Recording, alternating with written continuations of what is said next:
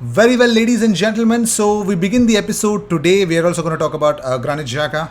First of all, congratulations to Granit Xhaka on being named Arsenal Player of the Month for April. Everyone voted for Granit Xhaka. He deserved it, and it's the first time that he's winning this award since he joined Arsenal. That is a crazy stat, but yes, he deserves it. But after all the speculations, here's an official confirmation from Mino Raiola's family on his official Twitter account that he has sadly passed away. He fought and fought till the last breath, and at the end of the day, Mino Raiola has passed away. Now, a lot of first of all, Om Shanti, rest in peace, rest in power. Some people say that. So I want to say one thing that people would say that this guy he looted the club, he did this, he did that, he did a lot of things, and I would say that he redefined what an agent is.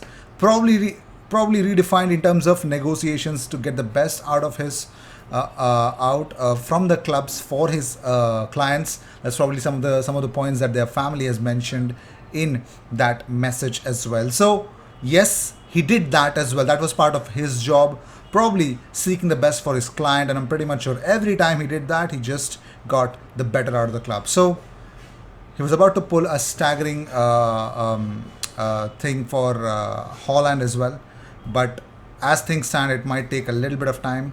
But hey, what a guy to define that segment of football agents. Yeah. Moving on, let's talk about Arsenal. So Mikel Arteta was asked on the difference in 1 year. He says, we have very different players and a very different environment. I think the unity that exists between the team staff and our supporters is completely different. I hope I am a better manager and the same tomorrow. Talking about Saka's mental strength after the Euros, he says, the first two conversations I had, it was straight after the incident, but Gareth Southgate was really helpful. He got all this support and love and help in any way he needed to overcome that situation. And talking about Xhaka's renaissance, Mikel said, things happening in his life, his private life. He's a father now. He's been through difficult moments here. He's found a lot of support internally to deal with certain situations. Credit to him for what he has done. But more importantly, congratulations to him for being the man of player of the month. Sorry, man of the month. Yes, my cricket brain really thought that it should be man of the month. Anyways, moving on. So, as reported yesterday, that Cedric Soros is going to Porto or something like that, but Chris Wheatley has poured cold waters into those transfer rumors. So Cedric Soares wants to stay at Arsenal. No offers received for the right back as of today. It's a report confirmation from Kaya Kainak. So it's not happening. Apparently, Cedric wants to stay and wants to experience greatness with Mikel Arteta's tricky Reds. Let's see where that will lead us to. But finally, Fabrizio Romano, he actually took to social media to confirm that Roger Schmidt would be the next manager for Benfica, and that in that information he also told us how much will Darwin Nunez cost. So he says Darwin Nunez will leave the club, and 75 million euros now could not be enough. Talks open for David Neres as target confirmed as reported, but nothing agreed yet. So David Neres from Ajax could go to Benfica. He could be a replacement, but yes, it's not a strong possibility. It's a confirmation almost that David Nunez might leave Benfica. If that's the case, which club should go for him? It's a bigger fight. Now you'd be asking me, IG, some days back we started to talk about a certain PSV winger, Cody Gakpo. Where is he? Why do you not talk about him? So, well, we have an information about him. So Dutch analyst Ard de Mos has encouraged Gakpo to stay at PSV for another year. He says, if I was his agent, I would extend the contract at PSV. He is injury prone, has to prove himself immediately. I think it is too dangerous if he would go now. If he ends up on the bench, he might miss the World Cup. I think he should stay another year. It's up to his management and Gakpo himself whether they can resist a big contract.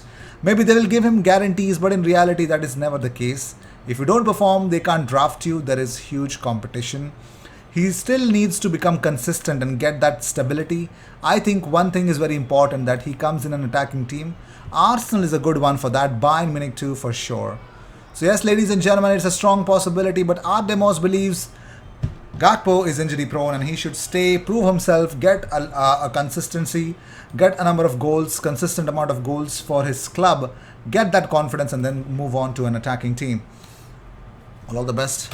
It's actually a very good, very good advice. So Arsenal have inquired about Bologna youngster Aaron Hickey following his wonderful performance for the Italian side. So that's according to Radio Kiss Kiss Napoli.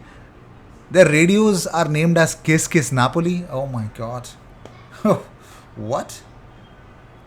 Okay. Arsenal are one of the several sides interested in the Scotsman. The left back is enjoying arguably. Oh my god, we're getting another Scotsman on the left back. I just want to know his injury record, but hey, he's actually moved to Italy from Hearts in 2020. He has 5 assists and 1 goal in 32 games in Serie A this season. So a lot of interest. Napoli are also serious about signing him. So yes, 19-year-old left back Arsenal are interested in.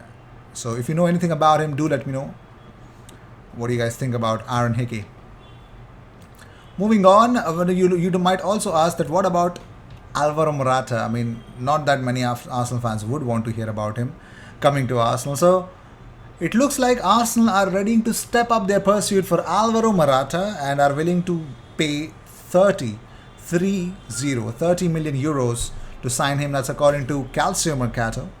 So yes, so in between this whole table tennis of where will Morata end up? So will it be Turin? Will it be that he's going back to Madrid, or surprise, surprise, he comes back to North London and Arsenal might be his suitors?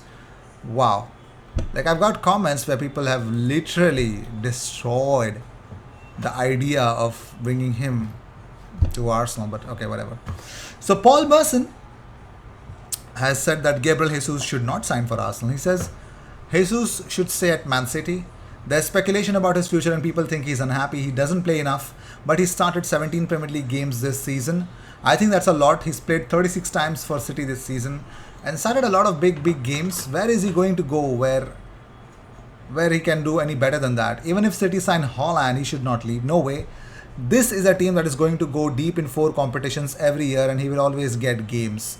Guardiola trusts him. He misses a lot of chances, but you can play him anywhere in the forward line and he always keeps trying to get in there. He still has a big role to play this season. I don't think Haaland would play a huge amount more than that if he goes there. So ladies and gentlemen, it looks like Merson has an advice for Gabriel Jesus. Stay and fight for your place. Do not leave Man City. It does not make any sense. That's according to him. Moving on, so long back I said, or there was a very small news that said that Sergei Milinkovic-Savic should come to Arsenal or will come to Arsenal. So here's another report from Football.London which also says that, Sergei Milinkovic-Savic should come to Arsenal. Well, you know why I picked it up, man. You know that. So his father actually spoke at the end of 2021. So he says that he has grown a lot in these 7 years at Lazio. There is always talk of his departure, but the president has decided to keep him and he is happy at Lazio. Lazio is not as strong as they have been in recent years. Before the pandemic broke out, Lazio could have become champions that year. They should have taken advantage of it. Now they are paying for the adaptation to a new game system due to the change of manager, but as a former football player and person, I never want to judge the quality of the coaches. So ladies and gentlemen, his father has a clear message to Milinkovic-Savic. Let's see.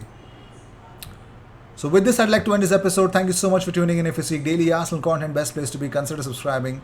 Would you seek Sergei Milinkovic-Savic to be a partner of Thomas Partey? Let me know what you guys think about this. I will see you in the next one. Until then, cheers.